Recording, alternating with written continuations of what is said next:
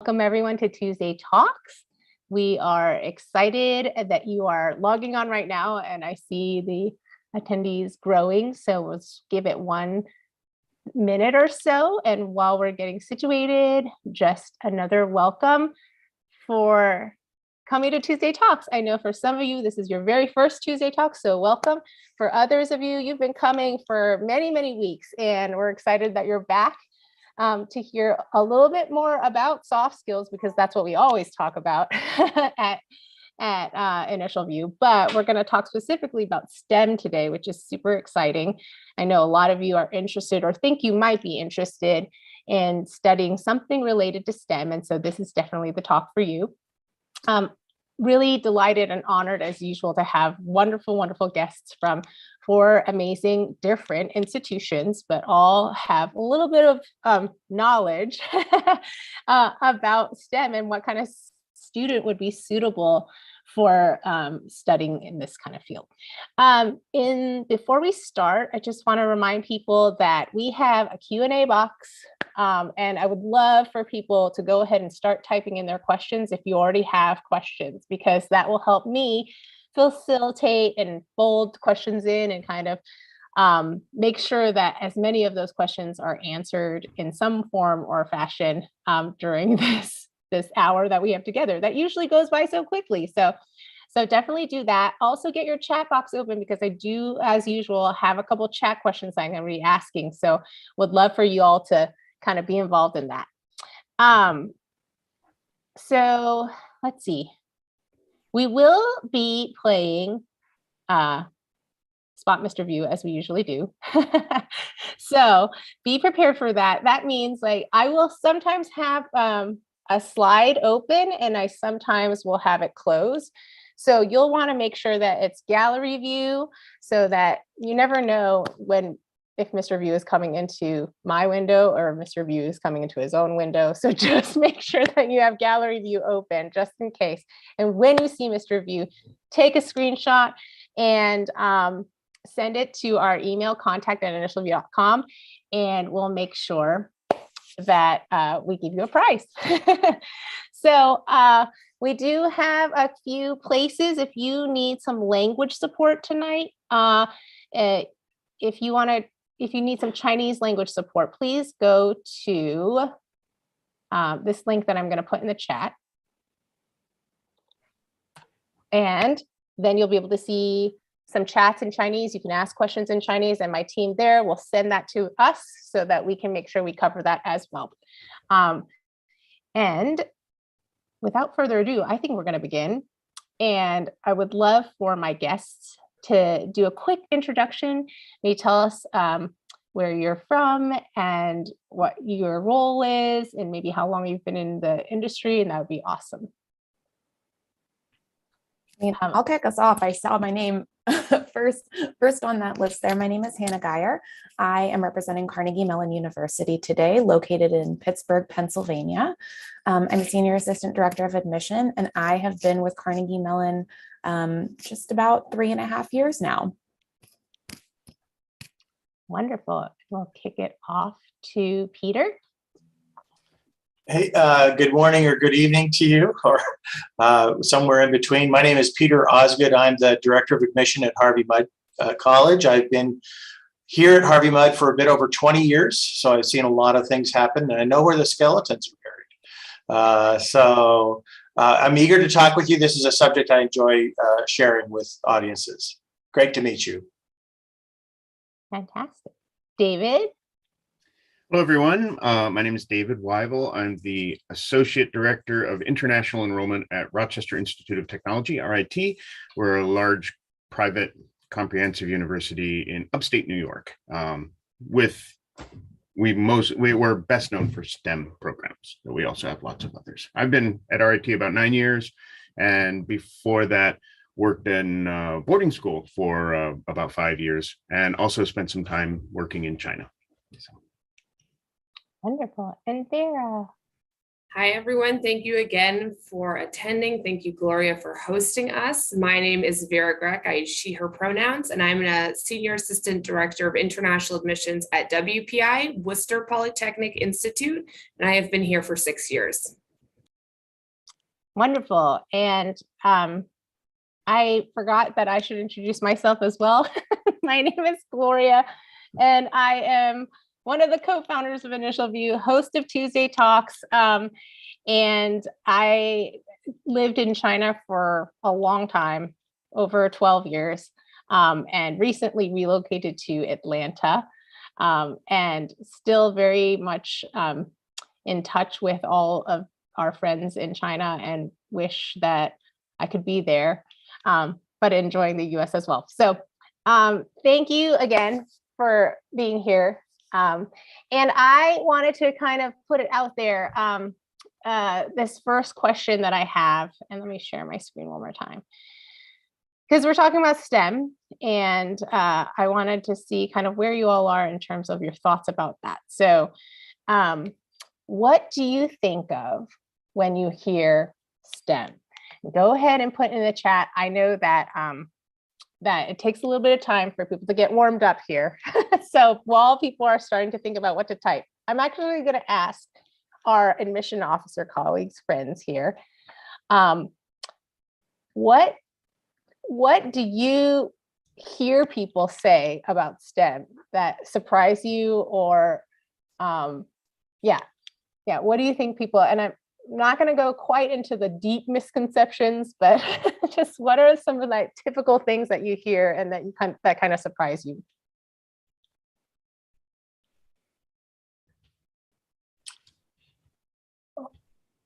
One of the things that I hear less frequently now than I used to earlier in my career is the idea that STEM is only for certain people. Yeah. I would jump right on, the back of Peter's answer there, that STEM is only for mathematically minded people, even though M is a part of that, acronym there, that STEM and other related fields are only for people who have a very analytical or math-driven mind. I hear a lot of STEM equals engineering, and they forget the part of it, right? They only get the E.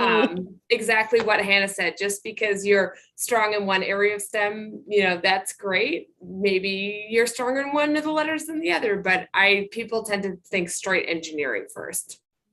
Yeah. Well, there's some good answers here. Let's read them.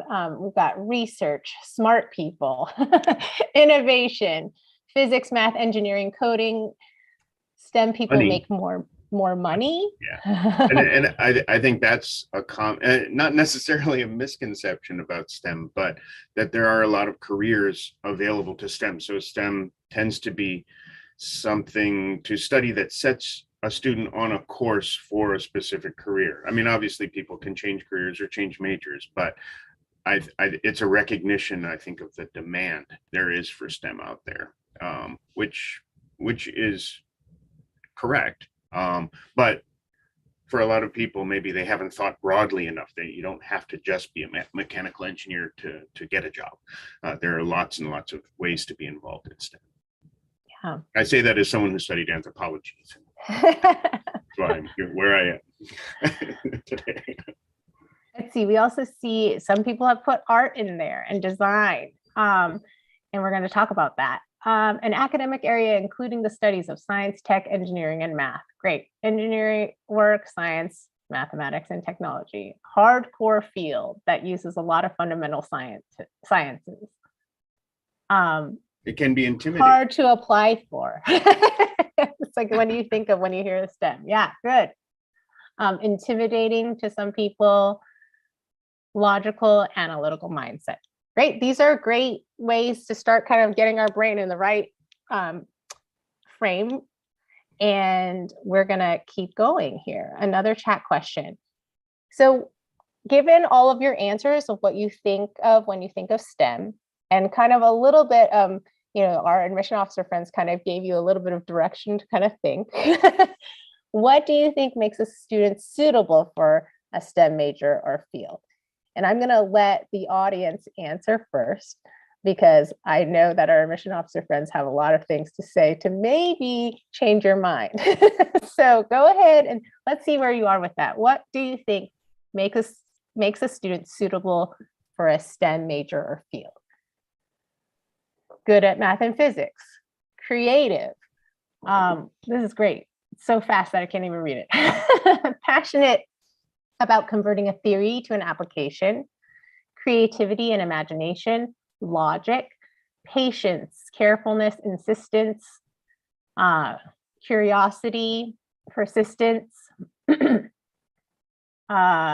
Let's see, sense of curiosity, Great being example there rational. with AI development needing also social scientists as not just engineers and programmers. Mhm.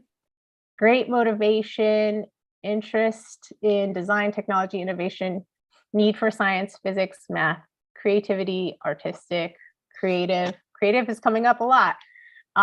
Extremely hardworking and talented, responsible, think rationally, passionate and innovating, critical thinking and research skills, passion for the field, love to research, strong problem solving and collaboration skills, like to discover new things, enthusiasm at science, science sense, smart science-minded students, entrepreneurship. These are some great thoughts, having the creativity and academic ability to build and at the same time have to spot social problems. Great. This is a great start. And I love it because somebody asked a question right before I asked this question. I wonder what kind of students are a good fit for STEM. So we're going to talk about that. That's so great. Okay, so before we kind of dive into, I'm going to ask the admission officers a lot of questions to dive deeper into this, but our colleagues kind of put together this chart, or not really chart, but words to what we've been talking about a lot through Tuesday Talks: hard skills versus soft skills, and what is necessary for students to be successful, regardless of what field actually they're going into. But specifically in this case, we've kind of put parameters for the kind of skills that admissions officers are looking for, but not just admissions officers. We're talking about, employers, and we're talking about people in general who are making decisions about who should be on their teams.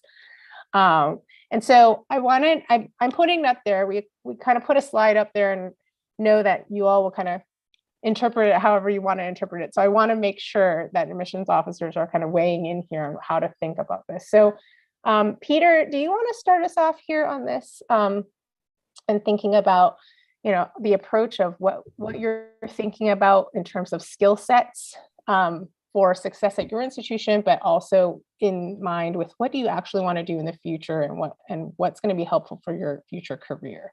Yeah, I would just say that the whole world has become more tightly connected, largely because of technology, not only, but as a result, where one's future work may what field it's going to be in, whether it's in STEM or something adjacent to STEM, it will be influenced by all kinds of other forces, like economic forces, political decisions, the social media, what's trendy, what's cool, all those kinds of things. So being aware of the place of STEM and how STEM can be something to help rather than to harm, I think is an important piece of what STEM is all about.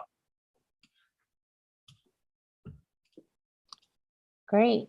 Any of the other admissions officers looking at this, is there something that you want to highlight in terms of when you are thinking about whether or not a student is going to be successful on your campus? What are you looking at?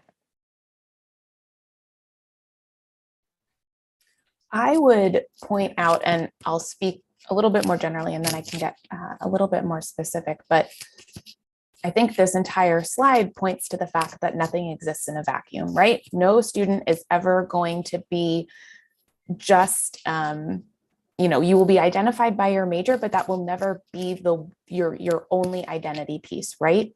I think something that stands out to me on this page is maybe a through line through a lot of these is the fact that a lot of these hard skills and soft skills deal with working with other people, right? It's a lot of skills based on teamwork and being able to work, in side by side and in community and on teams. And a lot of these pieces that, colleges are looking for, I can certainly point to Carnegie Mellon as a school that values teamwork and being able to work in groups. That will be a big part of your curriculum at any institution that you would go to.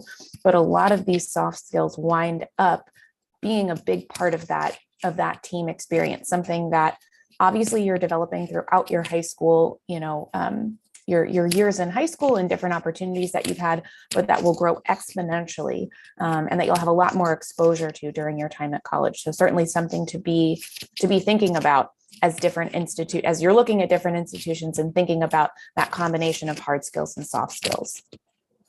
I was going to say the exact same answer was the collaboration teamwork. And it's not just because us universities had a secret meeting one day and we all decided that we want collaboration just irrationally. We think it's great.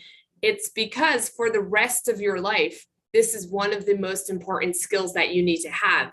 You're not going to get the job if you don't have these skills. There's a reason why in job interviews, they ask you so much about teamwork, about collaboration.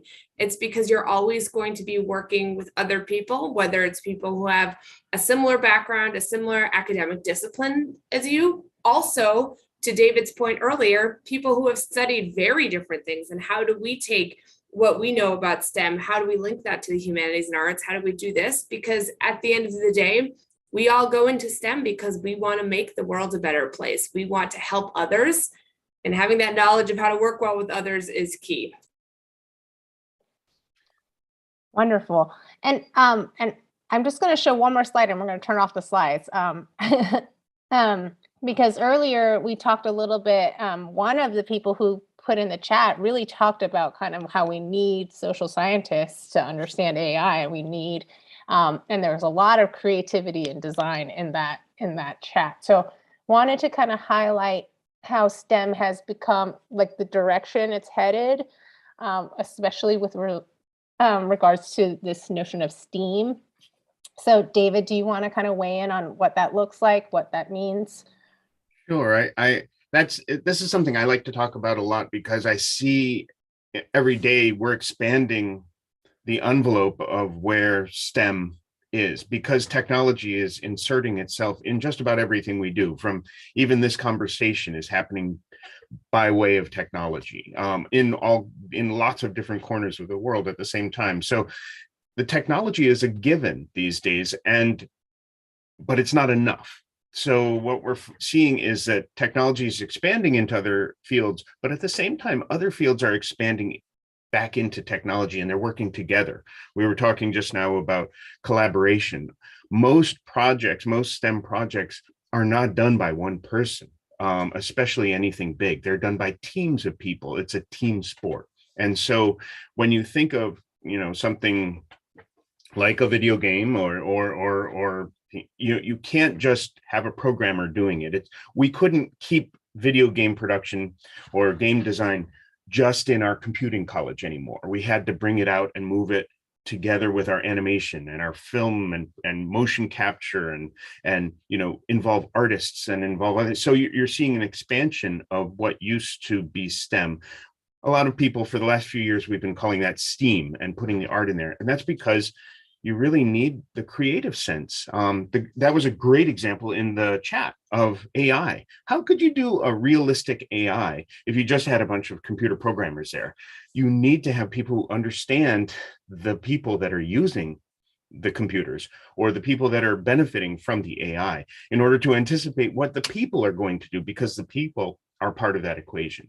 And getting back to admission, that's why we're looking at the whole person as well. We're not just looking for 1580 SATs, or straight A's in BC calculus. We're looking at how they're going to fit in as a member of our community as well. And that's why that's one of the reasons we go back to holistic, because it's all growing together. It's all interdisciplinary at some level.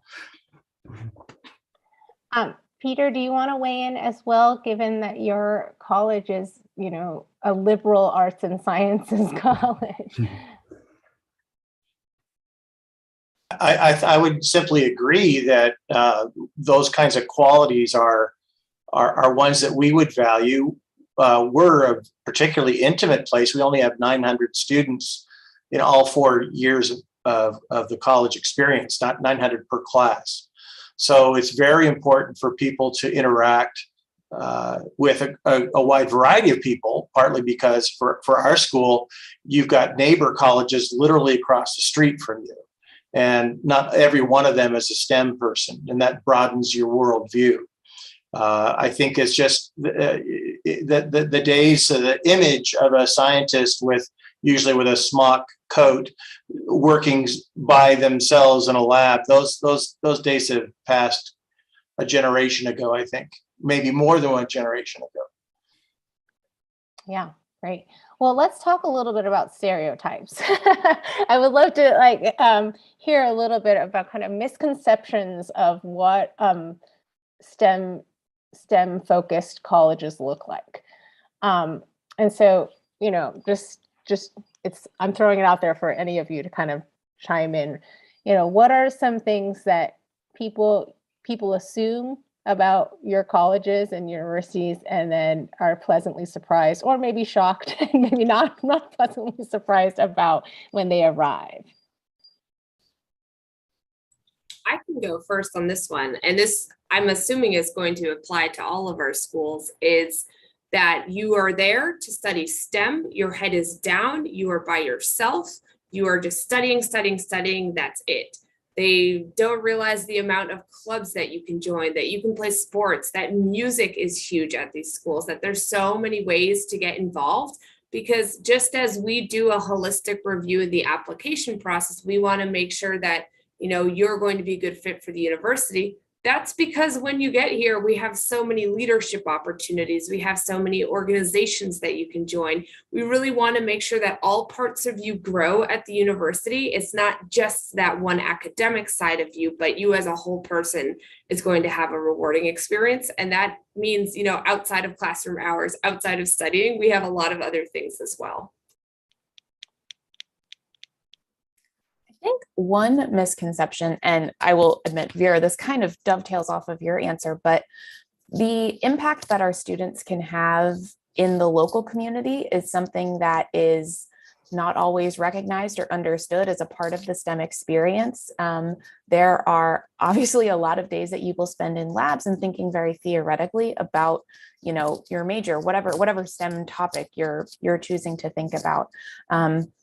But there is a huge emphasis on applying that skill set and your talents and abilities to give back to the community in which, in which our institution is located. So whether that's getting involved with a local nonprofit, or obviously there are internship opportunities, but again, with that emphasis on service and being a part of the community that you find yourself studying in for 4 years, is something that is not often understood about the STEM experience, but is really important to getting you outside of the four walls of the classroom and being able to eventually, obviously it's a little bit more of a little bit of a guided experience while you're in your undergrad, but being able to start to apply that skill set outside of the classroom is, I think, not always understood, but is appreciated once students are here. If I could chime in again, I think one of the things that people may not quite realize is how much they're going to have fun. There's some real excitement that can happen in these disciplines, in any discipline really, and finding what really resonates with you. But just the social interaction, there will be people who understand why you find something amusing or you find something important. You don't have to apologize for thinking Taylor series is cool, or quantum mechanics, or international politics for that matter. You're gonna be around people who will sort of get you, and that can be, so the way you express that fun could take you into your curiosity, since you might have access to things like power tools and chemicals and circuitry and duct tape. You might try some stuff. Just try to make it all legal, if you don't mind. Yeah, I would agree fully with what all three said. And I would take a slightly different tack just in my response is that we do have a lot of, as a large comprehensive unit, we have a lot of really geeky kids that come to our school. And they find roles, they find clubs, they find ways to be involved that do expand their ability. So not everybody comes to our school as a fully formed, innovative team player, but we try to provide a lot of opportunities to nurture that, as Hannah was saying, to try and nurture and provide opportunities where they can see that what they're doing is useful and it's good for the communities around them. And I think it's really important to have that kind of environment for some students, not for every student. We have lots of other kinds of students. We have artists and filmmakers and things as well. But for many students, it's important to see that what they're doing is important, and there are people that share in their interests, like quantum mechanics and such, and that they can build a group around them, a team. Maybe they might even pull in someone who's more artistic or someone who has a more of a business mind, and start putting their skills to use. But most importantly, it's giving them a place to grow. It's giving them a place to expand the way they interact with the people around them. And I know when I did my master's at RIT, I was already old, and I was super surprised by the way students these days can form up into teams and just start working together in ways that I found incredible. And these sometimes were geeky kids who didn't have social skills, but they came together, they formed up these teams. It was like, the robots in old animated movies where the 5 lions turn into one big robot. And, and it was amazing to see the way students can really grow into roles, I think. So if those opportunities are there. Yeah. Wonderful. Sorry, if I could just double go down on something that David said, because I think it's very important and something that we might not have, addressed yet. But the fact that there is a lot of growth that happens in college, while we're talking about all of these pieces kind of from an admission perspective, there is a lot of, I think, misconception that you have to be this fully formed human when you're arriving at college. And that is absolutely not the case.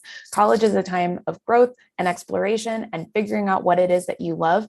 And while we look, in your application in the admission process, we look for hints of these elements, like you will be growing far beyond what you're ever going to present in an application. And so I want to emphasize the fact that we are never looking for, fully formed human beings. You are 18 years old. There is a lot of life and a lot of growing left to do. And that is part of what your experience is going to be at college. We're never expecting someone to step in as ready to go and ready to launch into the, corporate world from day one. Absolutely not the case. We want, looking for students who demonstrate, pieces of these traits, again, hard skills and soft skills, to kind of bring it back to our topic today, but also students that are ready to grow and ready to expand in those spaces as well. Speaking of the fully formed individual, I know recently I've been hearing in specifically among institutions who are looking at STEM students, the math arms race, and how people are, a lot of people in the chat mentioned math, needing to be strong in math. And you all talked about the misconception of math as well. So I wanted to kind of sit on that for a little longer. Lots of people taking kind of really advanced math that your professors on your campuses are expecting to teach, and trying to take those classes to one up and show that they're, amazingly ready.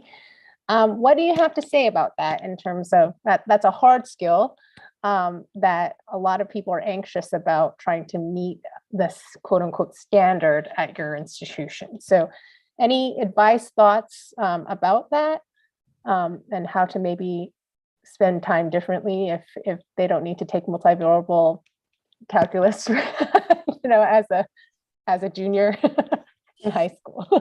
I'm going to jump in first, if I may. I have two things to say. One is you have a lot of allies in college, and you're going to have peers. You're going to have students a year or two ahead of you that have been through a class that may be difficult for you, but go see a professor. That's why the professors are at the school, because they've chosen to make this their work, to actually mentor you and to support you. So the second part of it, a piece of advice, was to embrace that yet. I'm not getting this material, and you put in a yet. So you just, as long as you're willing to put in an honest effort, and the faculty will be happy to help you through that difficult time. And then you can share that with the next group of students that comes along when they have struggles, because that's one of the things that we're kind of hoping that will happen, that you will look for opportunity to help other people in their learning, just as somebody else is going to help you. And it's worth noting that there are all kinds of new ways to help each other that are coming up as a result of STEM, as a result of technology. But, like I'm on our Reddit feed for our school, and you're constantly seeing people who in the past might not have been able to connect physically, maybe wouldn't have walked into that tutoring area in the lounge to meet with an older student, but they throw the question out there on Reddit, or they throw the question out there someplace else, and people respond, and people say, hey, no, if you're taking this crazy course, you need to work on this aspect and that aspect, and DM me if you need more specifics and things like that. So there are a lot of there is a growing infrastructure. Actually, it's more than ever, and I think it's only going to get better in terms of students helping students, older students helping students, professors. I mean, obviously we have office hours for a reason. You can always schedule a time to walk in and talk with your professors, but they're available on Reddit and other things too, where they're answering questions, sometimes even for students from different schools who are who just happen to follow along. So that's kind of growing as an infrastructure. I like to see that. I would also add, in terms of the math arms race, when I'm reading an application for somebody who's really interested in studying the life sciences, biology, I'm not expecting them to be a math wizard, because their love and what they want to do is biology. Same thing if you're really into the design part of the video games. We know that you're going to have to take some programming, so there's some math you're going to need to know, but we do see these things on our side as well. If you do come in with an intended major, or if you do have to declare it, keep in mind that all of our universities have slightly different policies when it comes to applications and what's the baseline level of math. But the benefit of coming to the United States is, number one, there are so many schools. And number two, we do have this holistic process at the beginning. So there, even, if you couldn't get to that BC calculus class, or if you couldn't, for whatever reason happened, where you weren't tracked in it right, something happened, COVID is a big thing that's happened to all of us, and that has interrupted any well-set plans that we had a couple of years ago. There are so many options, and there is going to be a school for you that is going to perfectly match where you are and allow you to come and be this really successful student and grow, just like we've talked about. So even if you don't make it to that math class, there are so many really, really great options for you. So don't stress about that. Yeah. And I would also add to that, keep in mind other programs, other majors. Don't just assume that you have to be computer science or mechanical engineering. Schools like our schools often have numerous iterations of that. So, at RIT, we've got 18 different engineering type programs. We've got 18 different, computing type programs. And some might fit you better. And some might, if you're not a math, because I'm not going to say hard skills are unimportant. All right, that you're going to have a really hard time if you don't have the hard skills that are required for your major. And, if your major is really going, all out on specific math, you're going to need that math. There are lots of majors I would really struggle with, and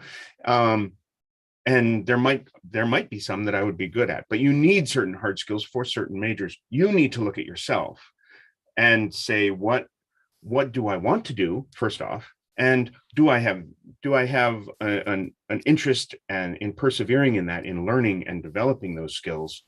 You don't necessarily have to have them coming in, but you do need to be persistent, and you do need to be willing, because STEM's not easy. And hard skills are important, just like any other skill. You want to be successful and have some positive reinforcement from your major. So you're going to need to do the work. That's a given. But also look at the majors, look at the schools, and find the program that's the right fit for you. It might be mechanical engineering. It might be, computer engineering or software engineering, or could be human computer interaction or something like that, that's just ever so slightly different and ever so slightly more appropriate, and will make you happier in the end if you do the time to do the research. Because we can't know what is best for you. We can get some idea from your application, but we've got certain programs that are the way they are, just like there are certain schools that are the way they are, and you're the one that has to kind of see how you find a best fit with those schools or those programs. I just had one more. Go ahead, Hannah. I just had one more comment on the math arms race, and just ensuring that you are prepared appropriately. As David just mentioned, you can't ignore those hard skills, but on a very sort of like practical and technical level, college is a very different time from high school. And so even if you have taken the top most advanced classes that maybe exceed your intro calculus course in your first year of college. I speak from a Carnegie Mellon perspective when I say that, students, while they can place into different tracks of courses, you're typically not eliminating that first year math requirement for many of our STEM majors. And so that reset, the reason for that is that reset is very important. Your first year is a time of huge change and adjustment. And even if you have the math, you've taken the math class that you might be repeating some information in your first year math courses, it's important to get that information again, because you are in an entirely new environment. You've gone through a really sort of drastic change adjusting to college, and that first year is a time of huge growth. And so it can be important to repeat some of those skills that you may have heard before, some of those just abilities in the classroom, wanting to repeat them, getting used to the flow and the rhythm of a college course. So again, it's not that that topmost math course was unimportant, but it's now important to start to relearn some of those skill sets in the college environment that are brand new and a result of a lot of change that you've just gone through in your first year. Great. Well, and in a lot of Tuesday Talks, we've been talking about, there's obviously the academic threshold of being able to be successful academically on your campuses. And then that whole other side of that slide, the soft skills piece. But as we're talking about academic threshold and we're talking about math and being prepared academically for that, there is a question about, okay, how do I showcase my math chops or my science chops beyond kind of the transcript here, or possible test scores or whatever. What about competitions, like awards in that area? Like, how do you all see that? Is that part of the academic profile, or is that a part of the, extracurricular? Like, what can people gain from doing these competitions? What does it do for you when you see competitions? What are you thinking when you see them? And is there something that, do you encourage everybody to go that direction? Do you encourage people to go in a different direction, do something else with their time? What are your thoughts generally about math and science competitions? Well, I didn't actually mean that I was going to answer that live. I was just kicking it off, but I'll go ahead with a start to that question anyway. I think for us, the application and the coursework that you're doing in your classes and the scores you're getting on your exams and things, those are all a terrific baseline. Competitions and activities outside of class help us to show your interest and your activity, like what, especially if you're doing it in your free time. And it's not just a math competition, it could be FIRST robotics, or it could be, some other activity that's relevant to what you intend to study.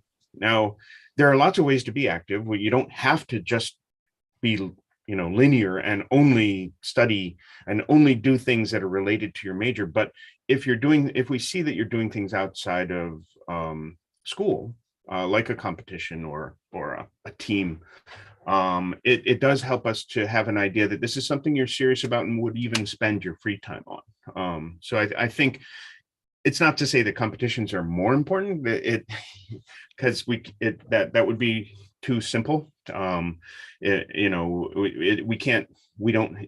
competitions are important, some maybe are not so important. Some are just there to look good on a resume or an application. Others are actually things that you've committed to. I think with activities, I tend to look at how long a student's been doing that particular activity.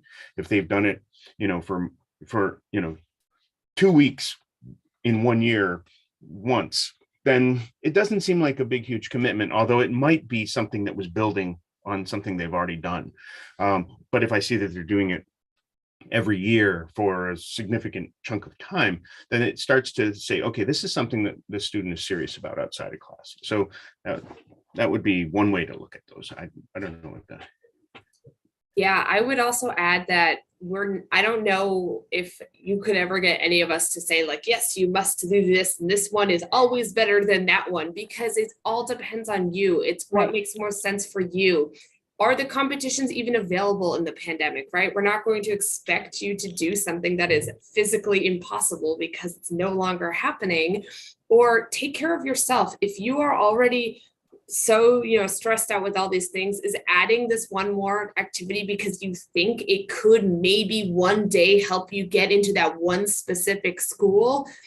What is the cost to that? Is that going to hurt your grades in school? What about your mental health? What about your physical health? So you really need to also think about how it's going to affect you, because you need to make sure that you are always in a good place where you can keep with your studies and your family commitments and anything else that you may have to do, because that is important. Take care of yourself before you start trying to add 15 more academic competitions to whatever else you're already doing right now.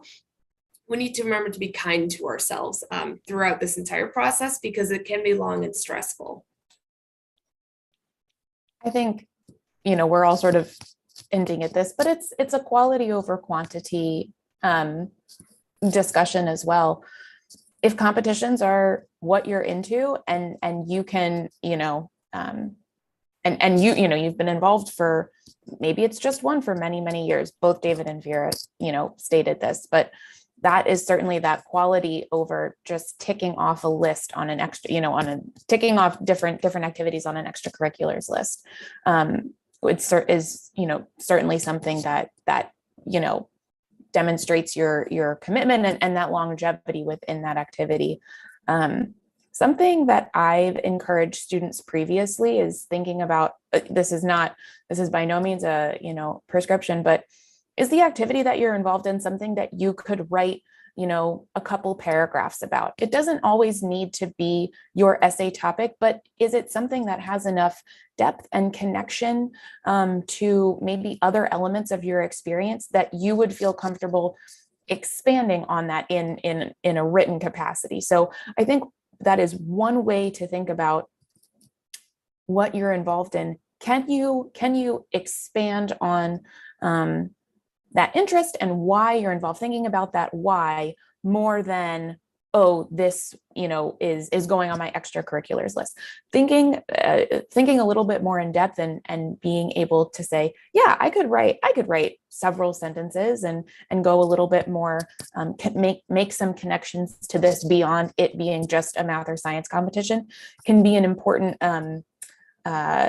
lens or sort of like field of vision to take. That's a bad way to phrase it, but that's a great lens to put on those activities.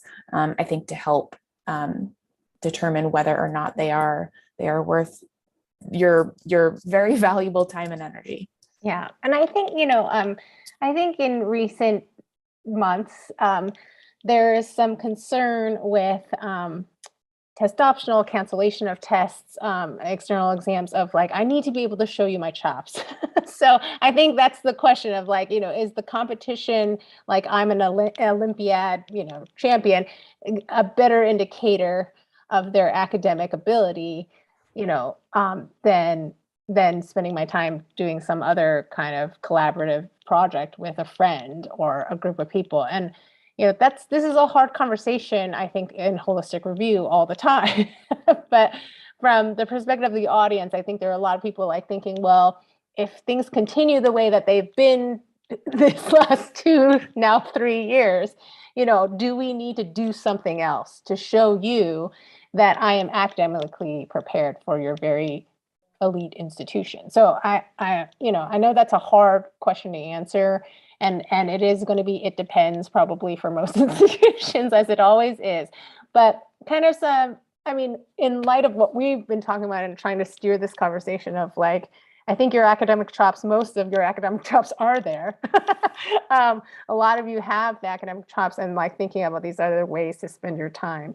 So, so I think, with that kind of background information, do you have any other thoughts about like, is the competition necessary for you to understand a student's capability to be successful on your campus, Peter? So I think there could be some misunderstanding on the part of students or their parents who are applying to at least American colleges and universities, that we somehow rank each student by some numerical standard, and we have to admit the people only at the top of that listing. And that's just not the way we do it. We're much more interested in building a community of people that can learn from and with each other, and that they have sufficient academic preparation, certainly the math, some experience with lab sciences, maybe theirs, but the qualities of that, as people were talking about before, the qualities that are successful, the audience mentioned it themselves, enthusiasm, collaboration, those are qualities that we're really going to value. And it's not necessarily the person who's got an iota higher numerical something that is supposed to please us. We're trying to find the human being behind this. Thank you. It's good to keep in mind also that schools have needs. I mean, we're employed we're not just admission gatekeepers, we're recruiters as well. We're trying to bring in a class of students, and we need to try and balance that class as best we can. We need to fill that class. And it's not easy for all schools, especially large schools, to find all, to bring in all the highly qualified students that we want every year. It's a lot of work. It keeps us up at night.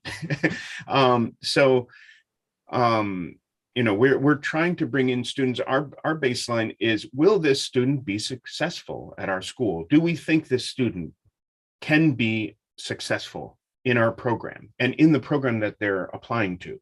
That is our baseline. And then secondarily, we're saying, okay, these are students who we think could be successful, meaning that we think they would be great at our school. And then can we get them? Can they, how competitive is this program is maybe a secondary thing. Okay, maybe we don't have, maybe we have 3,000 students that could be successful in computer science, but we only have 200 spaces. So yeah, but we're not going to only admit 200 students, because we know that not only 200 students will come to our school for this program. Some will have lots of other great reasons and lots of other great options. So as Peter was saying, we're not just specifically ranking, we're looking at pools of students and saying, okay, these are the groups of students that we can work with because we think they'll be successful. That's our baseline. And then we're trying to attract as many of those qualified applications as we can. Wonderful. We could, oh, go ahead, Hannah. I was just going to say, And then they go to Carnegie Mellon. I think similar to any other extracurricular that you're going to be a part of, competitions can be great in demonstrating those applications of your skills, similar to how an SAT or an ACT. Obviously, within the context of your entire application, we keep saying this. It is a holistic review. It is not the one thing that we're going to be looking at, but it is certainly preferred that you have an activity on your college application than none. So if that activity is going to be a competition, that's great. If that's going to be getting involved in your community and helping out, I've seen this on students' applications, but helping out, older folks in your community with like cell phones or their technology, that's a great application of your skills. There are a lot of ways. It could be a school club. It could be a service opportunity. It could be a volunteer for a local nonprofit or a community organization. There are a lot of different ways to demonstrate and apply those skill sets. If competitions is one of those for you, that's great. It looks really different for every student. So I think, again, back to Gloria, you alluded to this. It does. It very much depends on you as a student. And again, that review of your entire application, but competitions can be a good part of that. We are having a Tuesday talk next week about extracurriculars specifically. So I think that'll be a good one to come to, because we're going to be talking about that and how it's not necessarily the 24K gold activity that we're looking for, but there are a lot of things that you could be showcasing in a whole variety of activities. And given COVID, we have to be creative with that. That it is time that is spent outside of class. And that can be described in a whole host of things, and you don't necessarily have to have a certificate for it. You don't necessarily have to have a prize for it to have been as valuable as one of those things. So tune in next week for that. We are like running out of time. So I want to make sure. There was a question about, because a lot of people want to apply to STEM purely because of STEM certification and OPT opportunities and things like that. So I want to kind of hear what you all have to say about that. Is STEAM STEM, is it STEM certified? Are all your programs at your institution STEM certified? Anything parents might need to know if they're kind of zoned in on that opportunity. I can take this one. The answer is no. Just because we're a STEM school doesn't mean 100% of our programs are applying to the STEM OPT. But luckily for you, we all have teams on our campuses who know these answers and can tell you right at the beginning of your study, or even during the application process, you can ask to make sure that the major you're going for does apply for the 3-year STEM OPT extension if you are planning on staying in the United States for work, even short term after you study. So there's so many resources at our universities. We have experts on everything. So always ask, which is my spoiler advice for later on.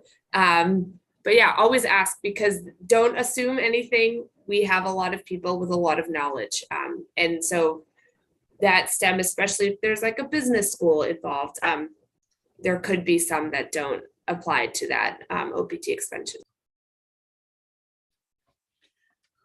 I think it's also great to mention that there are a lot of STEM certified classes that are not what you might traditionally think of as STEM. There are media design, website design, there's business programs, management information systems, computational finance, things like that, that might not be engineering or mathematics or astrophysics, but also are STEM certified, because there's a demand for those skills in the job market. And so they've opened it up, and it's a great time to be able to get more work experience before a company has to go through the expensive and time-consuming process of getting you an H-1B visa.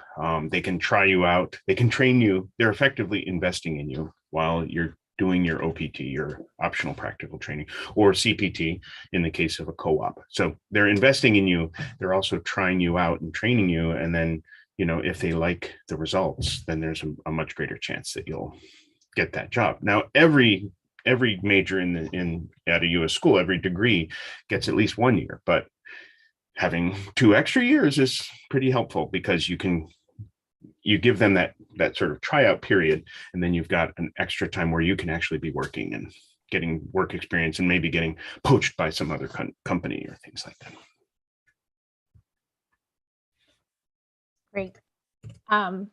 Okay, well, we only have a few more minutes left, and I had asked our admission officer friends to give us some words of advice. And I know we're probably not going to be able to cover all of them. So don't worry, I will be sending out a follow-up email with some of these words of advice. But given that we have 5 more minutes, maybe cover one of your words of advice, each of you, and then, or if you can do it really concisely, do both at once. But Peter, I'll have you start. I think people can read this, and we've already discussed this. So I'll be quick and just say, these are some of the ideas that I had to share with you, and we've talked about them.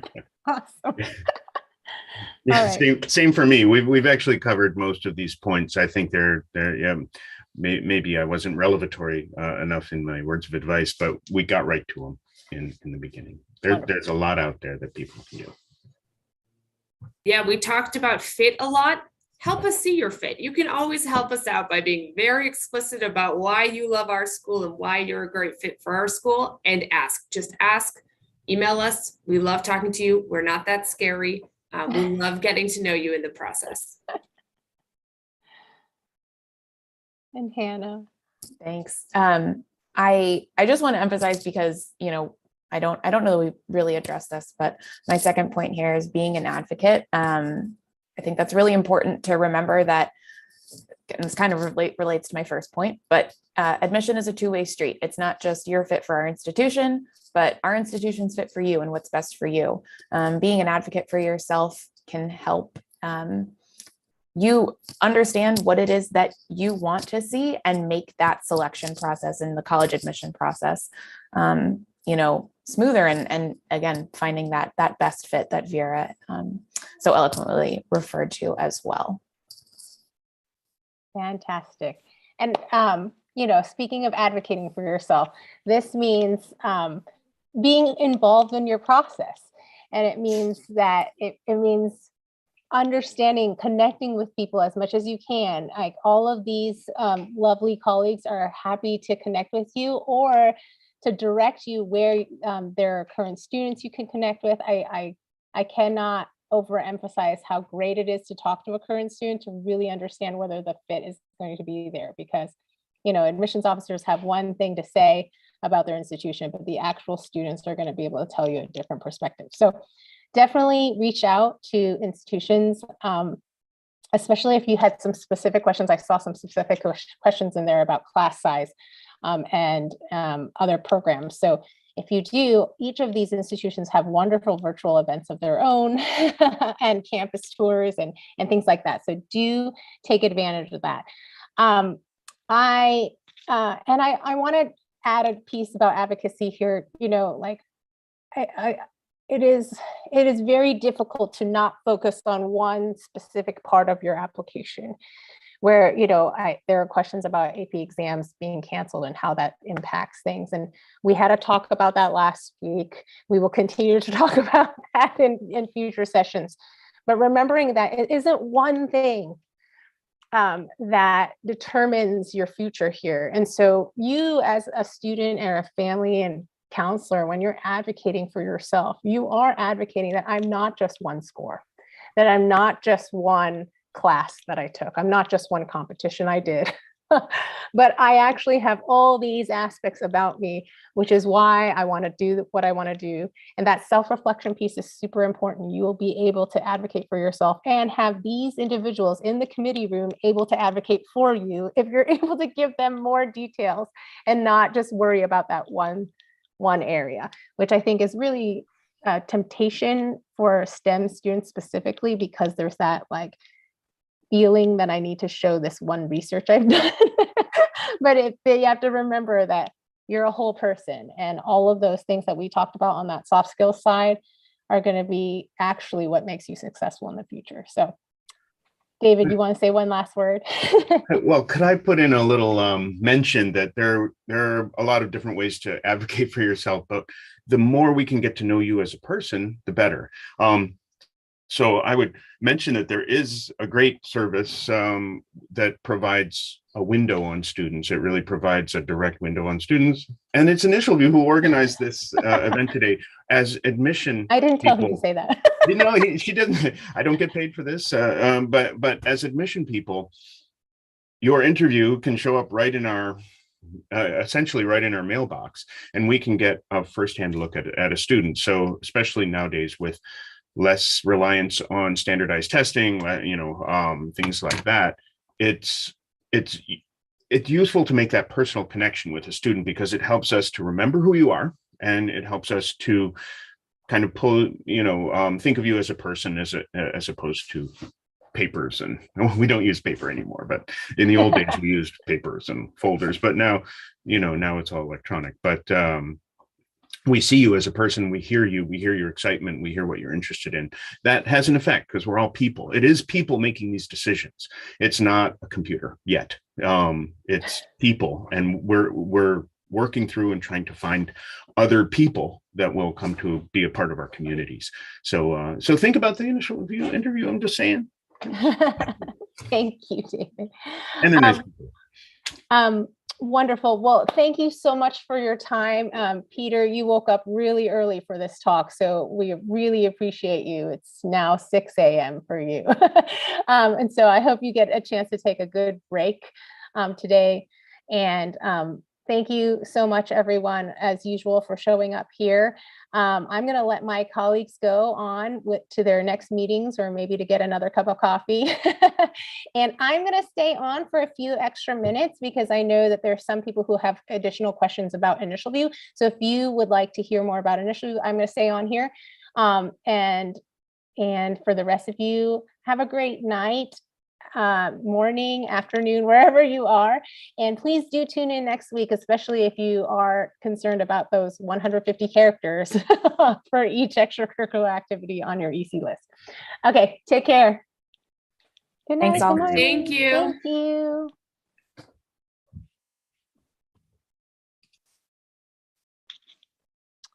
All right. Well, if you all are hanging on for Initial View, I'm going to just wait a couple seconds here to see how many people are going to stay on here.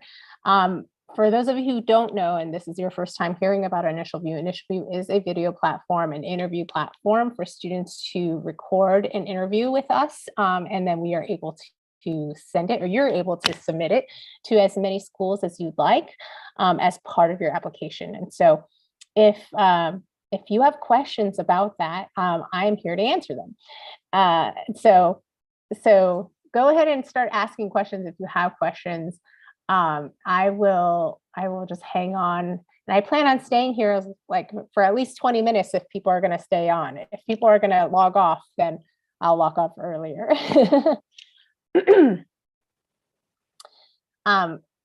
The interview itself, for those of you who are wondering, is about 15 minutes. It is done by an interviewer, an Initial View interviewer.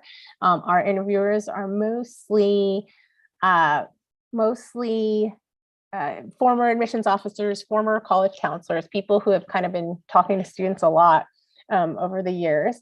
And it's an unscripted conversation. Not one interview is the same, because all of you are not the same. We charge $220, and that is an interview and a writing sample. The writing sample is 20 minutes.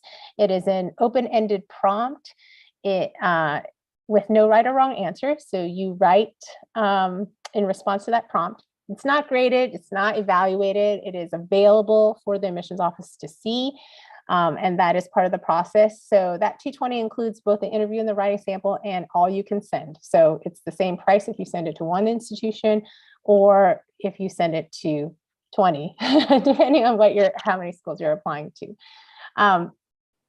And I people are asking, do these universities actually take the interview into consideration? And you heard from David just now that it is something that they value.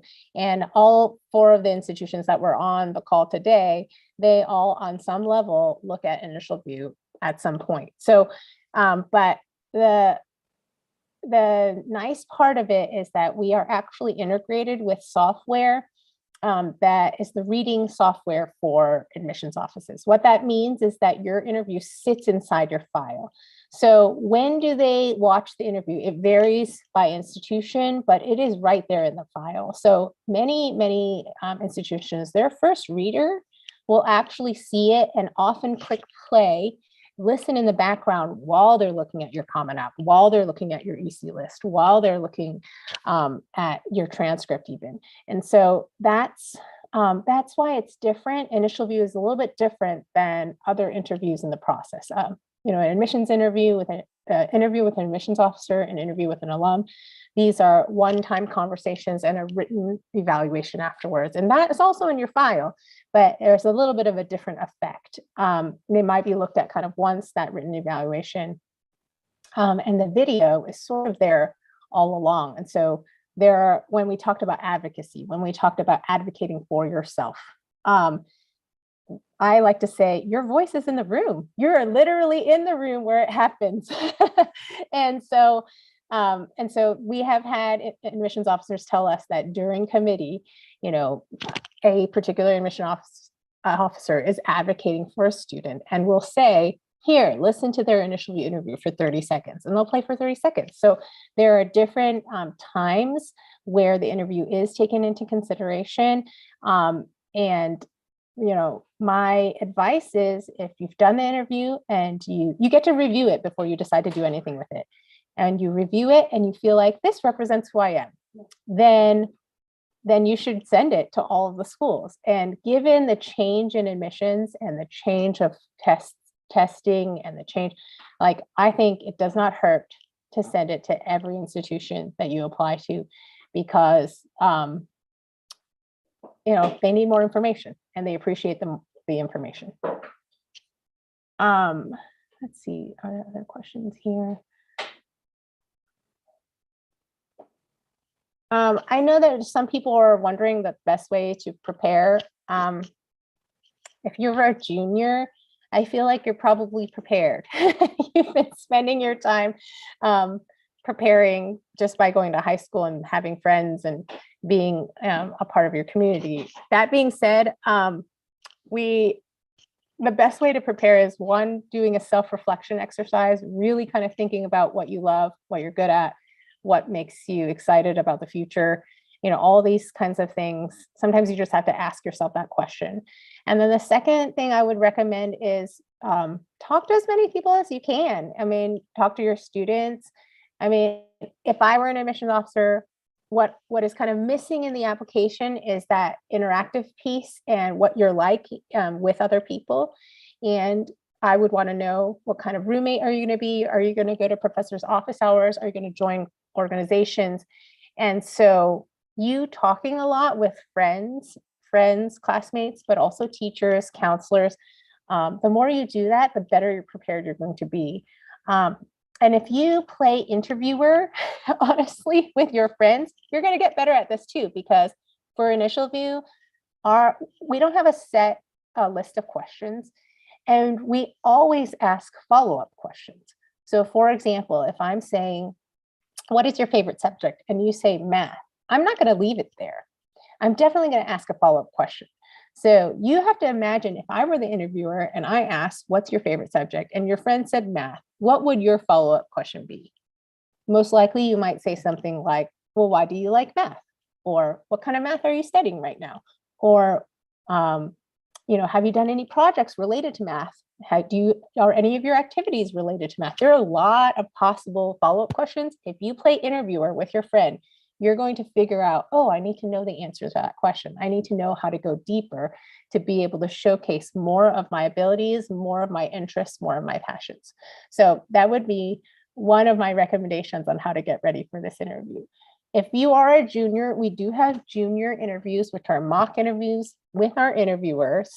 And you can do those for $195. Those come with feedback.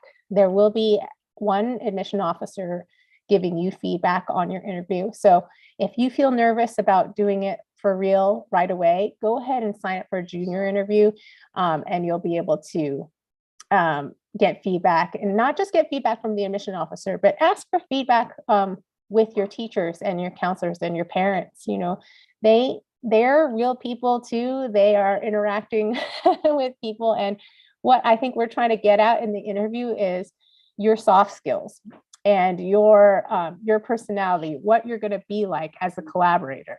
So definitely take advantage of that if that's something that might help you be less nervous. For me, I think one of the tips for that approach is to think about the technology behind it. You know, you all should be very comfortable with technology by now, but every time we do an interview, we often have students who are like, oh no, my Wi-Fi is not working, or oh no, my earphones are not working, or oh no, my microphone's not working. And so you kind of want to get that out of the way ahead of time. Do think about that as part of your interview process. It's not just whether or not you can answer questions. So let's see, any other questions?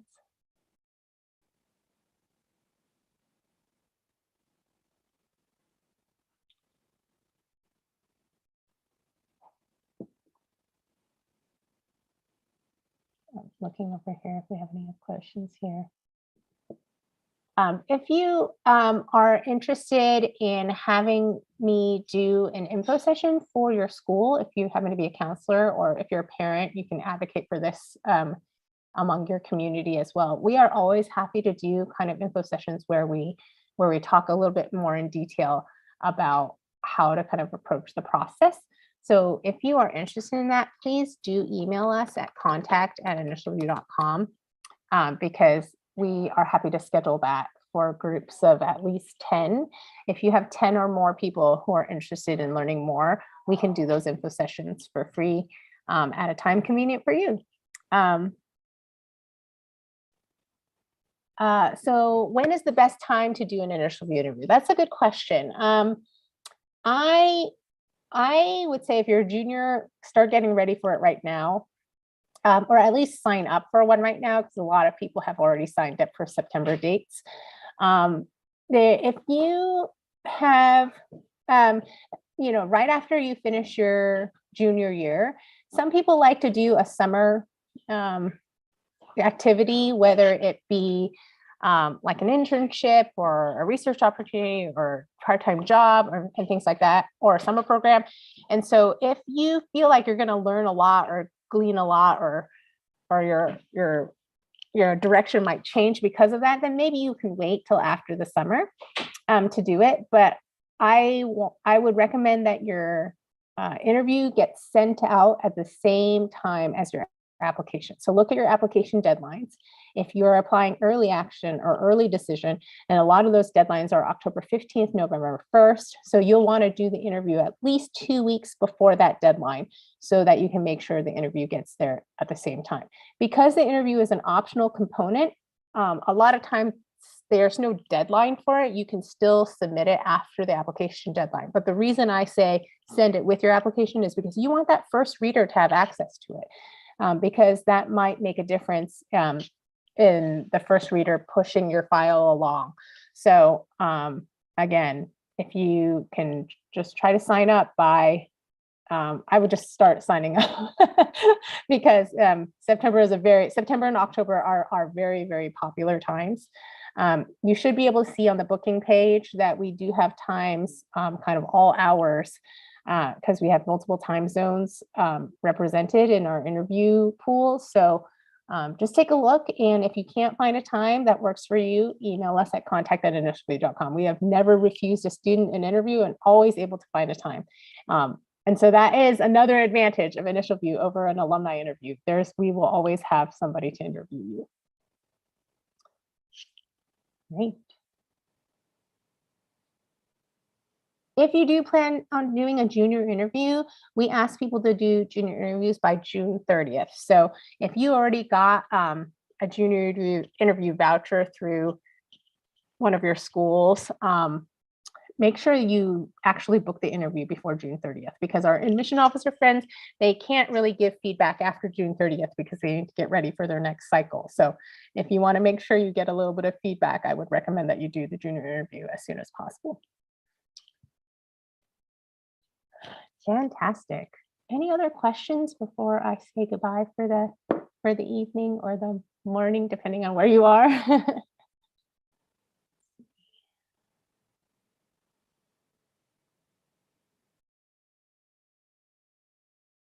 All righty. Well, I think those are all the questions that we have for today. Once again, I'm always available.